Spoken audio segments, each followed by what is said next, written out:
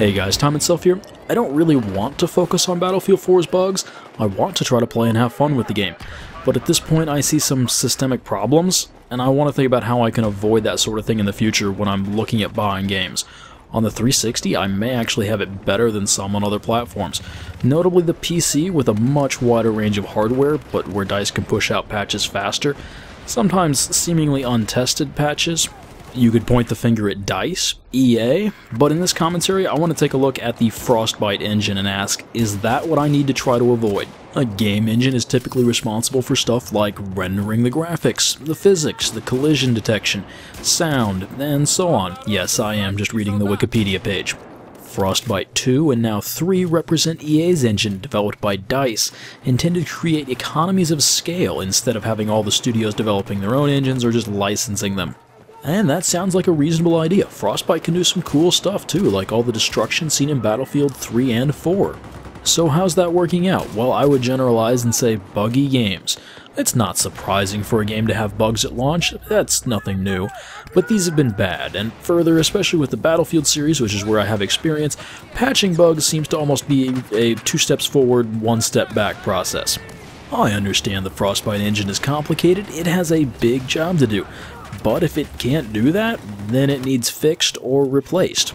How bad are the bugs? Well, it varies a lot. Battlefield 4 has some really nasty ones in there. But in my experience with Battlefield 3, a little bit of Medal of Honor Warfighter Beta, and Battlefield 4, it seems like in a lot of cases you could play for a couple hours, not notice a whole lot. What you did notice you could probably write off as, hey, that just happened this one time.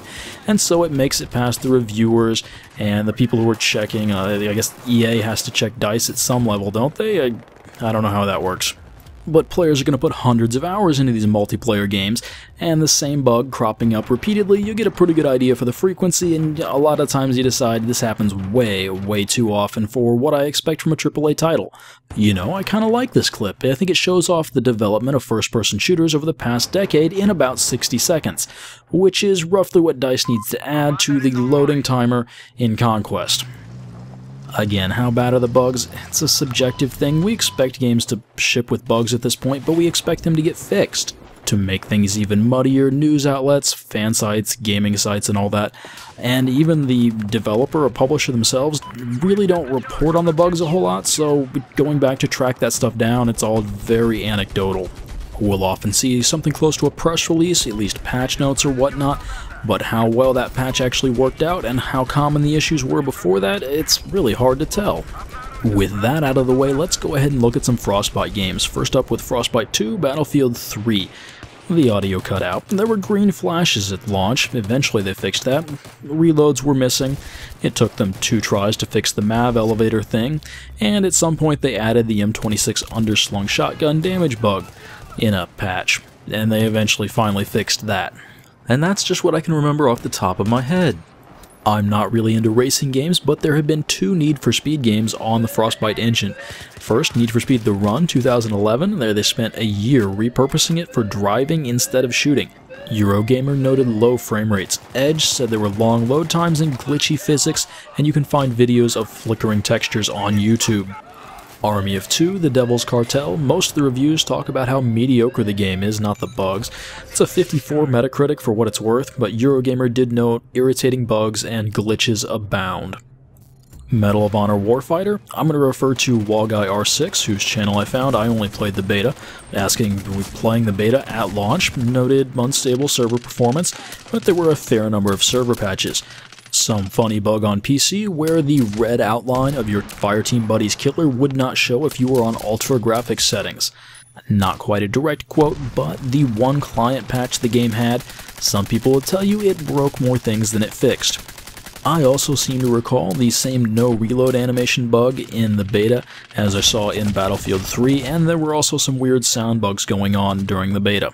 Next, Need for Speed Rivals 2013. Note the lack of the 2012 Need for Speed game. I guess that's what you get when you spend a year repurposing an engine. Negative reviews focused on the game's bugs and glitches, and hilariously, the frame rate on PC was locked at 30 frames per second because increasing that caused the game to run faster. Yeah, that's hilarious. Takes you back to when your PC had a turbo button. And finally we come to Battlefield 4 with Frostbite 3, or the no more hiding your legs or lower torso inside of a wall Frostbite. I really appreciate that update, but we seem to have some other issues. Things like the so-called one-hit kill bug, where headshots do quadruple damage, 100 health, 2 dead. Was that a Frostbite issue? Sometimes the frame rate just tanks, like in this scene. There's not a whole lot here, but my frame rate is absolutely terrible. I have no idea why.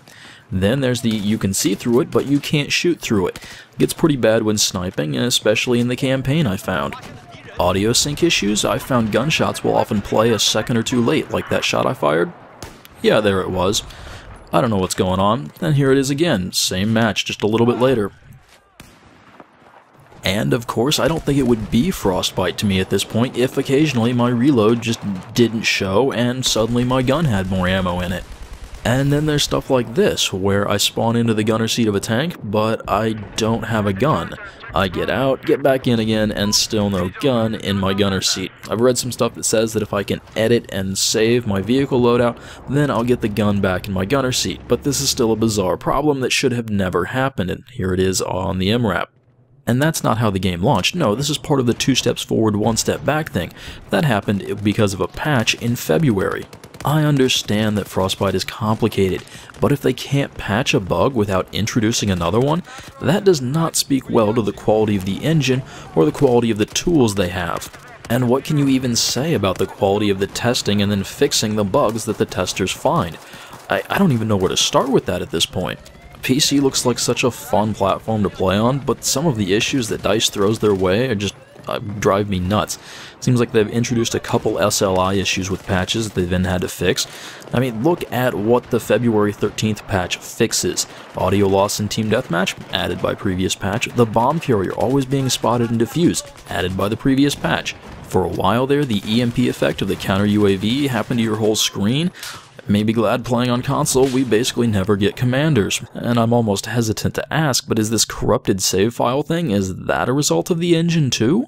I'm not sure what counts as a game bug and what counts as an engine bug, but when you've got things that are showing up in Battlefield 3, 4, and Medal of Honor Warfighter, like the missing reload bug, that's probably something to do with the engine.